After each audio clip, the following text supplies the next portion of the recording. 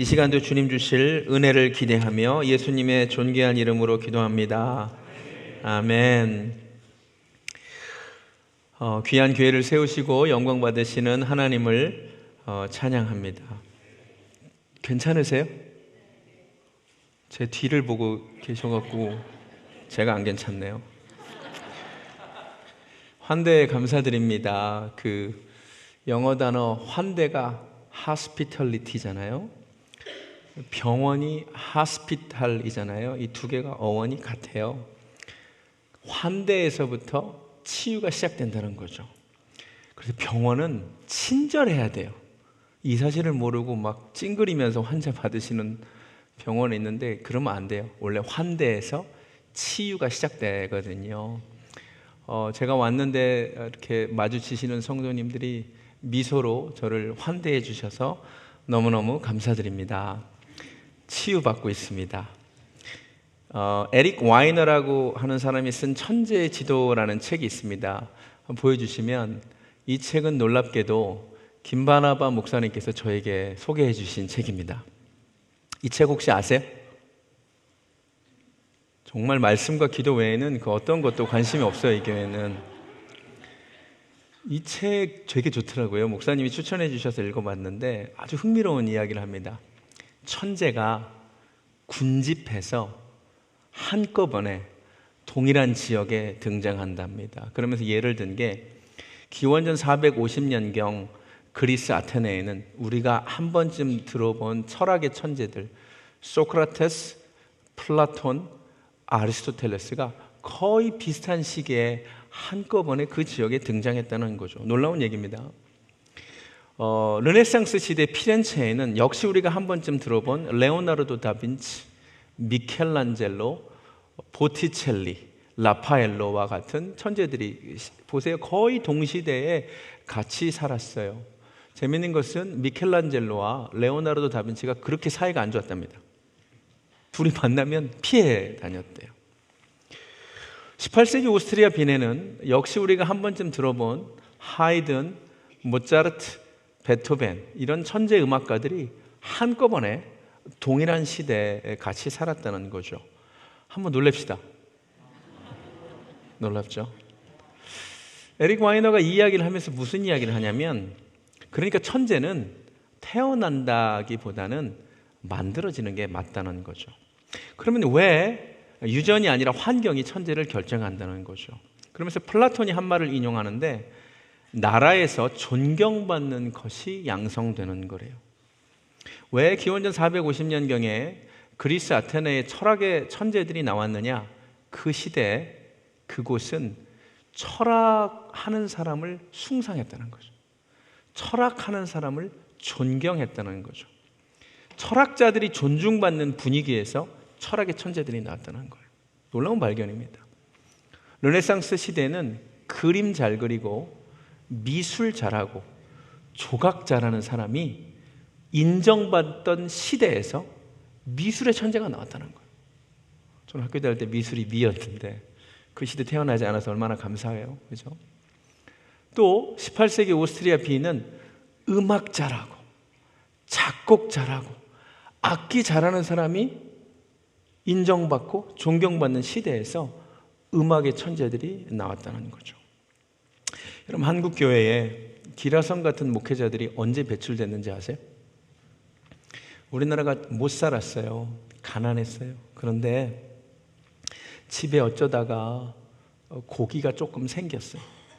그럼 어머니가 애를 불러서 이렇게 말합니다. 얘야, 이 고기 목사님 갖다 드려라. 자기들도 못 먹는데 애한테 이거 목사님 갖다 드리라는 거예요. 그럼 애가 이 고기를 목사님한테 갖다 주면서 무슨 생각을 했냐면, 에이씨, 나도 커서 목사님 돼야겠다. 정말이에요. 우리도 어렸을 때 아버지 목회하는데 그때 코카콜라 처음 나왔을 때, 요새는 뭐 건강에 안 좋다고 기피하지만 그때 귀할 때 우리 집에 귀한 코카콜라 가져와서 섬기는 분들이 계셨어요.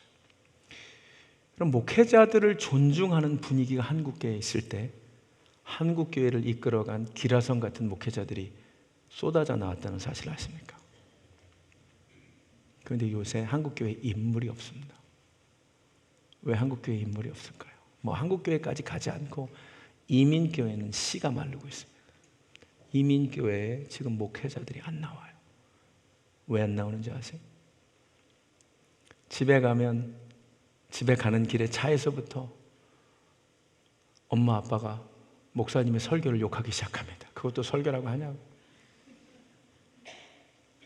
집에 가서 제가 설교 시간에 얘기했죠. 씹을 세 가지가 없으니까 아는 연예인이자 정신이자 이웃인 목사님을 씹어대고, 씹다 지치면 사모님, 씹다 지치면 역교회 목사님, 사모님. 그런 분위기에서, 그리고 뭐 공동의회, 뭐 사무총회 여기서 막 싸우고, 목사님 사례비 많이도 주지도 않으면서 뭐 막내 정내 그런 분위기에서 어떻게 리더가 나오겠습니까? 존중받는 것이 배출되게 되어 있는데, 여러분들, 제가 죄송해요. 제가 이 설교 한번 했어요, 우리 성도들한테. 지난 50년간 여러분들이 뿌린 씨를 지금 거두고 있는 거다. 여러분들이 목회자를 존중하지 않는데, 목회자를 소중히 여기지 않는데 어떻게 이곳에서 목회자가 배출될 수 있겠느냐. 그럼 제가 굉장히 심각한 얘기를 하고 있습니다.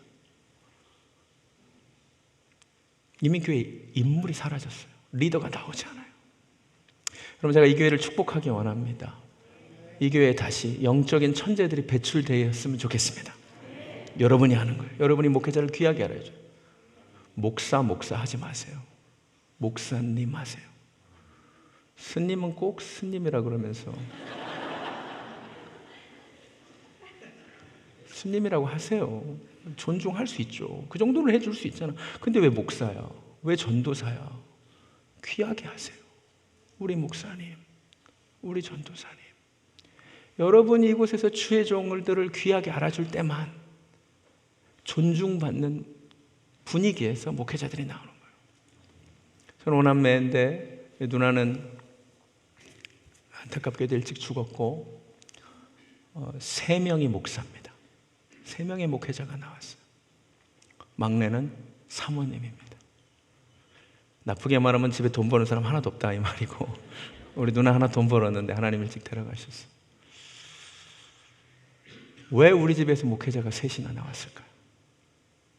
우리 이모님 지금 와 계시는데, 우리 집은 어렸을 때부터 주의 종이 귀하다고 배웠어. 제가 외무고시 잠깐 공부했다고 말씀드렸죠. 그때 우리 부모님이 근심하셨어. 제가 외무고시 공부하니까. 근데 외무고시 그만두고 하나님 부르셔서 신학교 간다니까 너무너무 좋아하셨어. 주의 종 된다고. 이런 분위기에서 목회자들이 나오는 거예요. 정말 부탁드려요. 이민교회가 지난 50년간 너무 잘못 심었어. 여러분이 그 열매 지금 따먹고 있는 거예요. 인물이 안 나와요, 인물이. 이제 지금부터 다시 심어야 돼요. 제가 진짜 부탁드려요. 주의 종들 귀하게 하세요. 귀한 목사님, 하나님 세우신 귀한 목사님, 귀하게 할 때 다시 이 교회를 통하여 이 시대를 바꿀 영적인 리더들이 세워지게 될 줄로 믿습니다. 우리에게 미래가 있습니까? 서광원이라는 사람이 이런 말을 했습니다. 숲에 어린 나무가 없다면 그 숲은 죽어가고 있는 것이다. 제 아무리 낙낙장송이 우거졌다 해도 어린 묘목이 없는 숲은 미래가 없다. 미래가 없다는 것은 죽어가고 있다는 뜻이다. 마찬가지로 새싹이 없는 초원, 초등학생이 없는 나라, 뜨거운 가슴을 지닌 젊은 사원들이 없는 조직은 죽어가고 있다. 교회도 마찬가지입니다. 주일 학생들이 없는 교회는 죽어가는 것입니다. 여러분, 다음 세대가 다시 이곳에 가득해지는 축복이 있기를 예수님의 이름으로 축원합니다.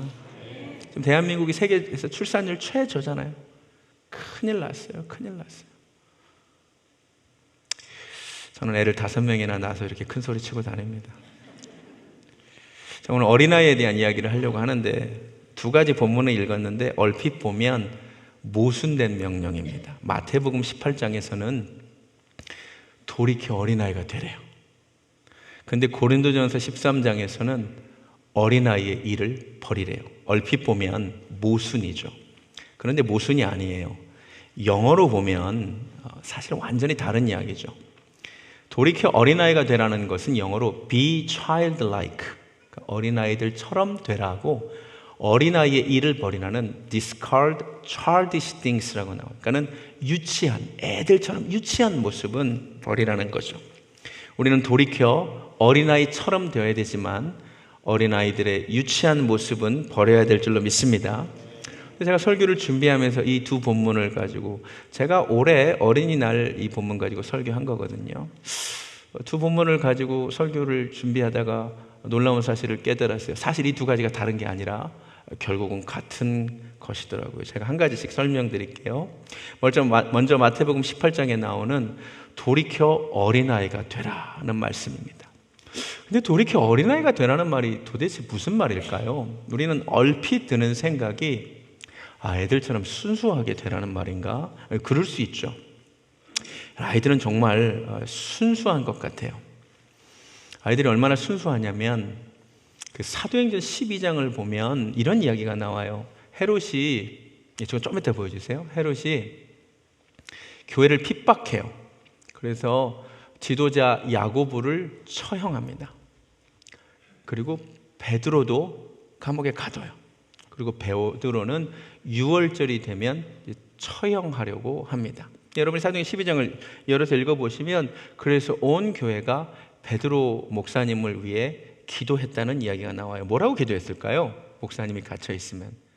여러분, 바나바 목사님이 나쁜 짓을 해서가 아니라 복음을 전하다가 감옥에 갇혀 있어요. 여러분 모여서 기도하실 거죠? 뭐라고 기도하실래요? 순교하게 해달라고? 풀어달라고 꼭 기도해 주세요. 할렐루야. 꼭 풀어달라고 기도해 주세요. 네, 부탁이에요. 성도들이 풀어달라고 기도했던 것 같아요. 그러니까 하나님이 그 기도를 들으셨어. 보여주세요. 이제 베드로가 대문을 두드려요. 성경을 보면 분명히 쇠사슬에 묶여 있는데 쇠사슬이 풀려나고 걸어 나와요, 감옥을. 그리고 성도들이 모여 있는 집에 가서 대문을 두드립니다. 그랬더니 로데라고 하는, 성경은 굳이 아이라고 말합니다. 여자아이가 영접하러 나왔다가 베드로의 음성인 줄 알고 기뻐해요. 베드로 목사님 분명히 감옥에 갇혀 있는데 우리가 풀어달라고 기도하는 그 목사님이 진짜 풀려나서 문 밖에 있으니까 너무 기쁘잖아요. 애가 문을 열어야 되는데 애가 문을 안 열어줘. 미처 열지 못하고 너무 기뻐가고 달려 들어가 말하되 베드로가 대문 밖에 섰습니다. 집사님들 기도 그만하세요. 하나님이 우리의 기도를 들으시고 베드로 목사님 진짜 풀어주셨어요. 할렐루야! 그랬겠죠. 그랬더니 기도하던 성도님들이 뭐라 그러냐? 네가 미쳤어. 너 미쳤어? 지금 뭐 하고 있죠? 기도하고 있잖아. 뭐라고 기도했다고요? 아마 이렇게 기도했을 것 같아요. 하나님, 베드로 목사님 풀어주실 줄로 믿습니다. 응답하실 줄로 믿습니다. 아마 세게 얘기했을 거예요. 철학 기도를 했을 거예요. 그 중엔 금식 기도한 사람도 있을 거고요. 작정 기도한 사람도 있을 거예요. 믿습니다. 세게 짐뛰기면서 방언 기도도 하고 그랬을 거예요. 근데 진짜 풀어주시니까 뭐래요? 미친 거 아니야? 그러니까 로데가 말합니다. 진짜라니까요. 힘써 말해. 정말이라니까요. 내가 베드로 목사님 목소리 정확하게 들었다고. 그랬더니 그들이 뭐라고 말해요? 천사겠지 그러면. 충격적인 본문입니다. 충격적인 본문입니다. 어른들이 모여서 기도를 하고 있다고요. 믿습니다. 세게 기도하고 있다고요. 그런데 정작 자기의 기도를 듣고 베드로가 풀려날 것이라고 믿은 사람은 한 명도 없었다는 얘기입니다. 그럼 이 기도는 누구의 기도 때문에 응답된 것일까요? 제가 보기에 믿고 기도한 사람 딱 하나 있었는데 이 어린 아이 로데 하나 믿고 기도했던 것 같아요. 이 어린아이는 정말 순수하게 믿고 기도했던 것 같아요. 근데 어른들은 기도하지만 믿지 않았던 거죠. 여러분, 우리에게도 순수하게 믿었던 시절이 있었어요. 그런데 지금 너무 어른이 돼버렸죠. 교회의 부흥과 회복을 위해 또 치유를 위해 기도하지만 우리는 기대하지 않아요. 정말로 기도를 하나님이 응답하실 거라고 기대하지 않습니다. 돌이켜 어린아이 되는 은혜가 있기를 주님의 이름으로 축원합니다. 처음 믿을 때 가졌던 그 순수했던 믿음 회복했으면 좋겠습니다. 아멘? 근데 문제는 제가 지금까지 한 말이 틀린 말은 아닌데 이 로데라는 어린아이처럼 순수한 모습이 회복돼야 되는 게 틀린 말은 아닌데 문제는 마태복음 18장 본문에만 한정을 하면 예수님의 의도는 그건 아닙니다. 오늘 예수님이 돌이켜 어린아이가 되라고 할 때 순수해지라는 말을 하진 않으셨어요. 그 말은 틀린 말은 아니에요.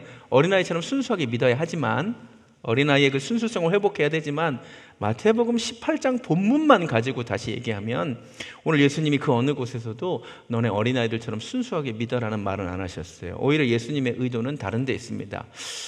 한번 본문 다시 한번 읽어볼까요? 마태복음 18장 1절부터 4절을 다시 읽어볼게요. 보여주세요. 부탁드려요. 마태복음 18장 1절 본문을 다시 보여주세요. 그때 제자들이 예수께 나와 이르되 천국에서는 누가 큽니까? 라는 질문하죠. 그랬더니 예수님이 한 어린아이를 불러 그들 가운데 세우시고 이르시되 진실로 너에게 이르노니 너희가 돌이켜 어린아이들과 같이 되지 않으면 결단코 천국에 들어가지 못하리라 하고 이유는 4절에서 이렇게 설명합니다. 누구든지 이 어린아이와 같이 순수하게가 아니라 어린아이와 같이 자기를 낮춰야 하기 때문이래요. 예수님의 의도는 순수하고 아무 상관이 없습니다. 지금 예수님이 돌이켜 어린아이가 되리라고 하는 것은 순수함이 아니라 낮춤입니다. 질문이 생깁니다. 그럼 어린아이와 같이 자신을 낮춰야 한다는 건 도대체 무슨 말일까? 영어로 보면은 humble himself라고 나오죠. humble himself. 어린아이처럼 겸손해야 된다고?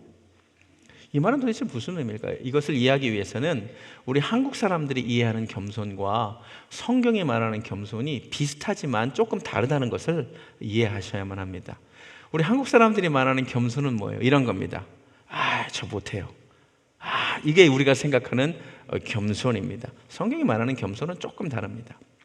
성경이 말하는 겸손과 교만은 사실은 하나님과 관련되어 있습니다. 성경이 말하는 최고의 교만은 뭔지 아십니까? 나 하나님 없어도 잘 산다는 것입니다.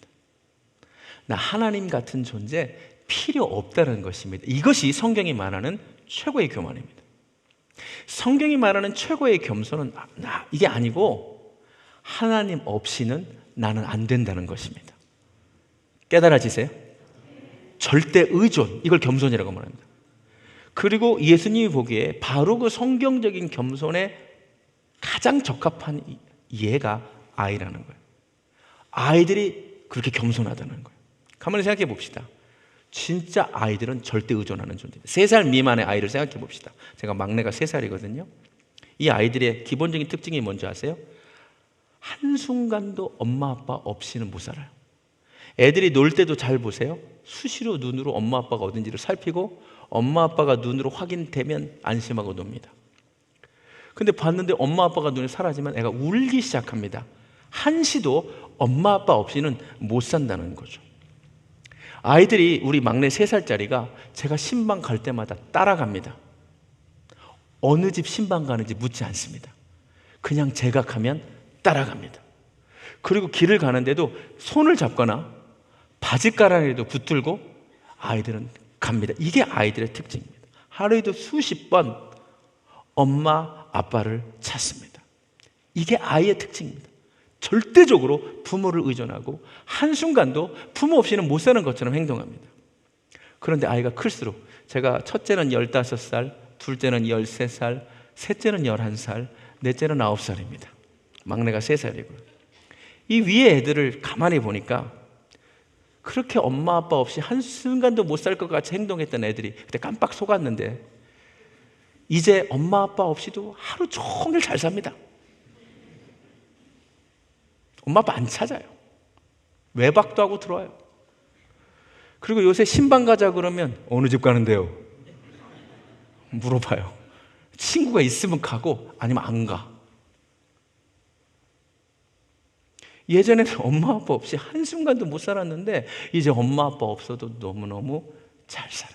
이런 모습을 보면 기특하면서도 한편으로는 서운합니다. 예수님이 돌이켜 어린아이가 되라 그랬어요. 어린아이처럼 자기를 낮추라 그랬어요. 이 말은 순수하라는 말이 아니라 마치 어린이가 부모를 떠나서는 단 한순간도 살 수 없고 아무것도 못하고 어떤 데도 갈 수 없다는 듯이 하나님을 놓쳐서는, 잠시라도 놓쳐서는 큰일 날 것처럼 살아가는 모습, 부모님이 어디로 인도하든 묻지도 따지지 않고 따라가던 그 모습 그대로 하나님이 어디로 인도하든 묻지도 따지지 않고 따라가는 모습으로 살라는 거겠죠. 아이가 잠깐이라도 부모님 놓치면 살 수 없듯이 잠깐이라도 주님 놓치면 살 수 없는 것처럼 살라는 거겠죠. 날마다 아이가 부모를 찾듯이 날마다 주님 찾으며 살라는 것이 아닐까요? 여러분, 돌이켜 어린아이처럼 되는 은혜가 있기를 예수님의 이름으로 축원합니다. 이렇게 고백하는 거예요. 나는 주님 없이는 한순간도 못 살아요. 나는 주님이 돕지 않으시면 한순간도 못 살아요. 설교 찬양으로 그래서 이 곡을 골랐어요. 가사가 이렇습니다. 나는 아무것도 아닙니다. 주님의 사랑이 없으면. 나는 아무것도 모릅니다. 주님의 지혜가 없으면. 나는 아무것도 못합니다. 정말 어린아이와 같은 고백이에요. 주님의 능력이 없으면. 나는 한순간도 못 삽니다. 주님의 생명이 없으면. 이렇게 고백하는 것이 돌이켜 어린아이가 되는 것임을 깨달으시기 바랍니다. 돌이켜 어린아이 되세요. 부모 떠나서는 한순간도 못 살았던 어린아이처럼 하나님 없이는 한순간도 살 수 없다고 겸손하게 고백하는 은혜가 있기를 예수님의 이름으로 축원합니다. 대신 어린아이와 같은 유치한 모습은 좀 버리래요. 여러분, 사실 장성한다는 증거가 버리는 거예요. 앞에 계시는 장로님이신지 잘 모르겠는데 어렸을 때 딱지 좀 치셨죠? 그 지금 갖고 계세요? 그럼 이상한 거예요. 장성하면 어린아이 때 놀던 거 버려야 돼요. 우리 권사님이신가요? 어렸을 때 인형 갖고 노셨죠? 인형 그거 지금도 갖고 계세요? 그럼 이상한 거예요. 이상한 거예요. 장성했다는 증거는 어린아이의 모습을 버리는 거예요. 맞아요? 신앙도 똑같아요. 오늘 사도 바울은 말합니다. 이제 장성했으면 어린아이의 모습은 버려야 된대. 근데 구체적으로 어떤 모습을 버리느냐, 본문 다시 보여주시면, 내가 어렸을 때는 말하는 것이 어린아이와 같고 깨닫는 것이 어린아이와 같고 생각하는 것이 어린아이와 같았는데 장성한 사람이 되면 이런 어린아이를 버려야 된대요. 그러니까 세 가지 영역에서 어린아이의 모습을 버려야 된대. 말하는 부분, 깨닫는 부분, 생각하는 부분에서 어린아이의 모습 버리래요. 근데 깨닫고 생각하고가 별로 비슷한 것 같아서 구분이 안 되잖아요. 이때 영어가 되게 도움이 돼요. 보여주시면 When I was a child, I spoke as a child. I understood as a child. I thought as a child잖아요. 그러니까는 애처럼 말하지 말래요. 더 이상 아이들처럼 세상을 이해하지 말래요. 아이들처럼 생각하고 살지 말래요. 그러면 어떻게 말하는 것이 애처럼 말하는 거고, 어떻게 세상을 이해하는 것이 아이들처럼 이해하는 거고, 어떻게 생각하고 사는 것이 애처럼일까? 여러 가지로 설명할 수 있겠지만 제가 집에서 애를 많이 키우니까 우리 집에 동화책이 되게 많아요.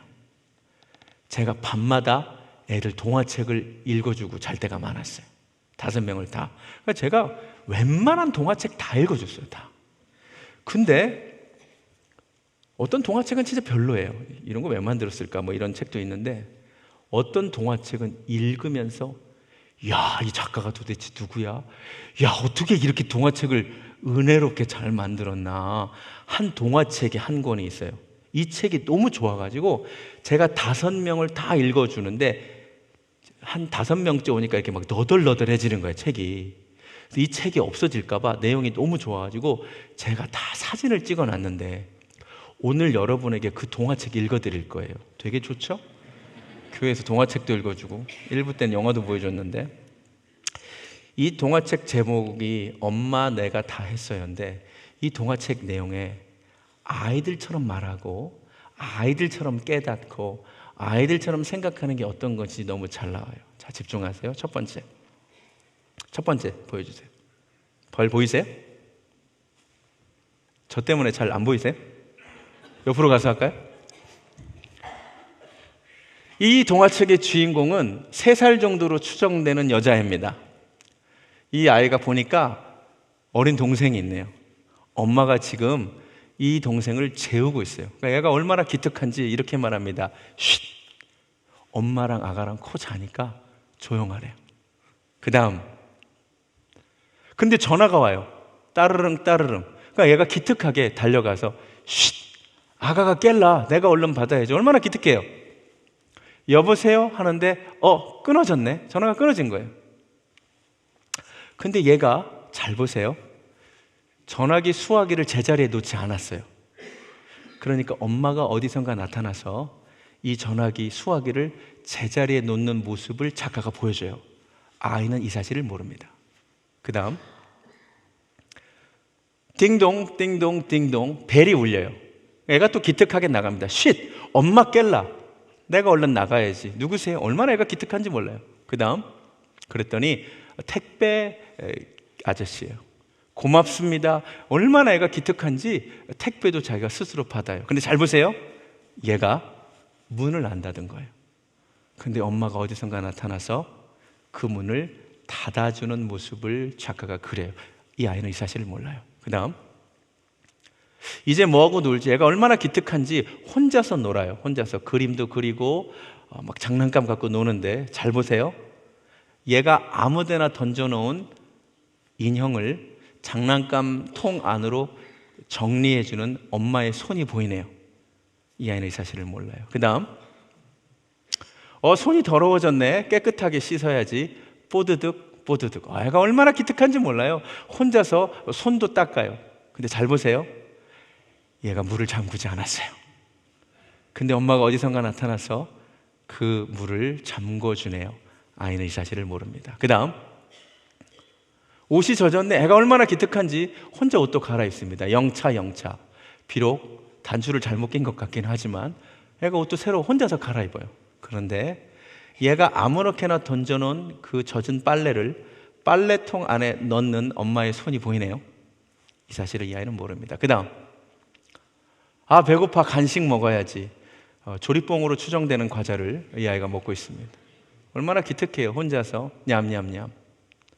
그리고 다 먹고 그릇까지 탁자 위에 올려놓는데 잘 보면 바닥에 흘린 과자 부스러기를 청소해주는 엄마의 손이 보이네요. 이 아이는 이 사실을 몰라요. 그 다음 목말라 이제 물 마셔야지 하는데 물이 쏟아진 거죠. 아이고 쏟아졌네. 걸레가 어딨지 하는데 그 다음 이미 걸레를 손에 들고 이 아이를 향해 오고 있는 엄마가 있네요. 근데 엄마가 이 걸레를 애를 보니까 뒤에 숨겨요. 엄마를 보고 이 아이가 이렇게 말합니다. 엄마! 나 혼자 다 했어요. 근데 엄마가 말없이 이 아이를 안아줍니다. 제가 이 동화책을 읽을 때마다 너무너무 은혜 받았어요. 여러분, 이 아이는 정말 다 혼자 했어요. 혼자 밥 먹었고요. 혼자 전화 받았고요. 혼자 손도 닦았고요. 혼자 옷도 갈아입었어요. 맞아요. 이 아이가 혼자 다 한 건 맞아요. 그런데 가만히 보면 자기가 다 한 것 같은데 순간순간마다 엄마가 뒤치다거리를 다 해줬어요. 이 동화를 보면서 참 은혜가 됐던 이유는 저게 아이들의 말이고 아이들의 깨달음이고 아이들의 생각이구나. 엄마 내가 다 했어요. 정말 자기가 다 한 줄 알았어요. 그런데 사실 엄마의 손이 도와주지 못했다면 그 어느 것 하나도 제대로 못했을 텐데 그는 몰라요. 신앙생활도 마찬가지예요. 많은 사람들이 영적으로 어린아이와 같아서 이렇게 말을 해요. 내 인생 내가 잘나서 혹은 내가 열심히 수고해서 여기까지 온 줄 알아요. 그런데 여러분, 맞아요. 여러분 너무 수고하신 거 맞아요. 그런데 여러분 인생의 순간순간에 주님의 보이지 않는 손이 여러분을 도와주셨기 때문이에요. 지금까지 지내온 것 주의 크신 은혜라. 한이 없는 주의 사랑 어찌 이루 말하랴. 자나깨나 주의 손이 항상 살펴주시고 모든 일을 주 안에서 형통하게 하시네. 여러분, 오래전에 이민 오셔서 수고 많으셨어요. 고생 많이 하셨어요. 그런데 여러분이 열심히 한 것도 맞지만 여러분 인생의 마디마디마다 주님의 손이 여러분을 도와주셨기에 여기까지 온 거예요. 여러분이 똑똑해서가 아니에요. 여러분이 열심히 일해서가 아니에요. 주님의 손이 돕지 않았다면 여기까지 오지 못했어요. 저 목회 되게 열심히 해요. 아마 아틀란타에서 제가 신방도 제일 많이 할 것 같아요. 잠도 몇 시간 못 자요. 저 되게 열심히 목회해요. 그런데 알아요. 제가 열심히 목회를 한다고 부흥하는 게 아니라는 거를 주님이 도와주시기 때문이죠. 아이가 철든다는 건 뭘까요? 자라면서 생각이 바뀌어요. 지가 잘나서 혼자 큰 줄 아는데 애가 이제 커서 결혼하고 직장 얻고 애 키우다 보면 철이 드는데, 아, 우리 부모가 나를 위해 수고해 주셔서 내가 여기까지 왔구나. 우리 부모가 나 밥 먹여주고 옷 입혀주고 라이드 해주고 우리 부모가 나를 위해 수고해 줘서 내가 여기까지 왔구나. 그러니까 부모에 대한 마음이 그때 생겨. 근데 부모님이 늙었죠. 우리 어머니도 돌아가셨어요. 이 생각이 오면 철든 거죠. 신앙생활도 똑같아요. 미숙한 신앙인은 진짜 자기가 잘나서 여기까지 온 줄 알아. 그러나 성숙한 신앙인은 그렇게 말하지 않습니다. 모든 것이 다 주님의 은혜였구나. 나누고 싶은 찬양이 하나 있어요. 찬양의 제목이 아까 동화책과 정반대예요. 찬양의 제목이 내가 아니었어요. 이 찬양의 가사를 먼저 소개합니다. 길을 걷다가 문득 잠을 자려다 잠깐 주님의 그림자가 보이기 시작하는 거예요. 이제 시간의 언덕 너머로 근심의 숲을 사이로 이제 주님의 손이 보이기 시작하는 거예요. 그러면서 고백합니다. 걸음 걷는 곳마다 시선 닿는 곳마다 내 인생에 풀이 나고 꽃을 피운 게, 메마른 땅에 고단한 내 영혼에 꽃을 피운 게, 아, 내가 아니었구나. 바로 당신, 바로 주님, 내 삶의 주인이고 설계자이신 주님이 내 인생에 역사하셨구나.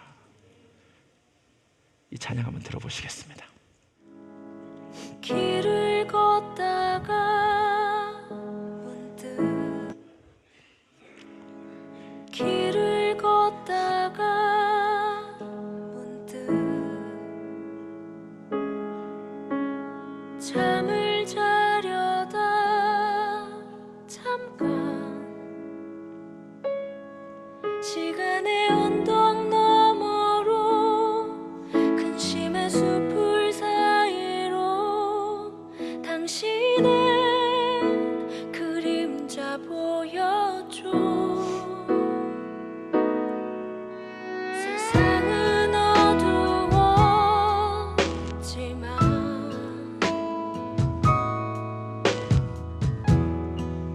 춥고 외로웠지만 시간의 언덕 너머로 근심의 숲을 사이로 살며시 당신이 보여줘. 걸음 걷는 곳마다 시선 닿는 곳마다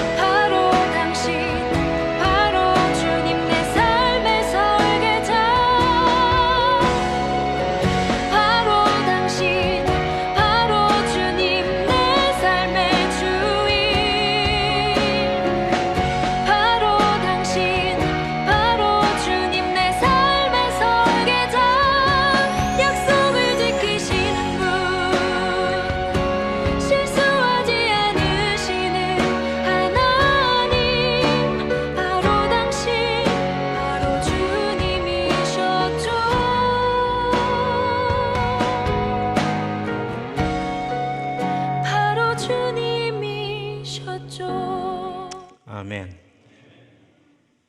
주님이 하셨습니다. 이렇게 보니 결국 오늘 두 말씀은 모순이 아니라 같은 것이네요. 돌이켜 어린아이가 되라. 어린아이처럼 나는 한순간도 주님 없이는 살 수 없다고 고백하는 거죠. 어린아이의 일을 버리라. 내가 아니라 주님이 다 하셨구나.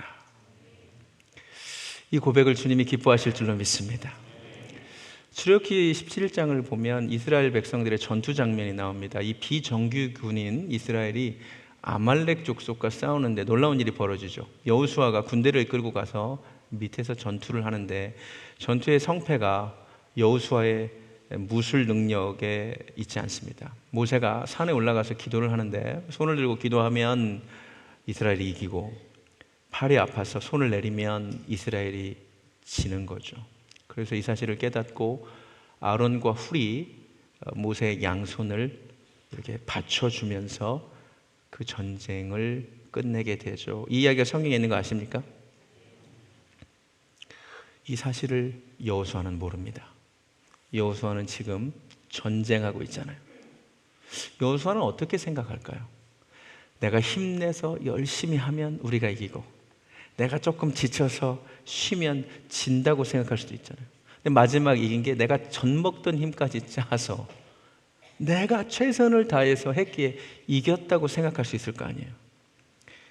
이 사건 마지막은 다음과 같은 말씀으로 끝납니다. 여호와께서 모세에게 이르시되 이것을 책에 기록하여 기념하게 하고 누구의 귀에 알려주래요? 여호수아의 귀에 꼭 알려주래요. 왜? 여호수아는 착각할 수 있으니까. 열심히 싸웠잖아. 수고했잖아. 자기가 무술 능력이 좋아서 지휘 능력이 좋아서 이겼다고 충분히 착각할 만하잖아. 그래서 하나님이 꼭 알려주래요. 네가 잘나서 이긴 게 아니라고. 기도해서 하나님이 도우셔서 이겼다고. 오늘 우리 교회도 내 인생 여기까지 온 것이 하나님의 은혜였다고. 나는 아무것도 아니었다는 겸손한 고백이 있기를 주님의 이름으로 축원합니다.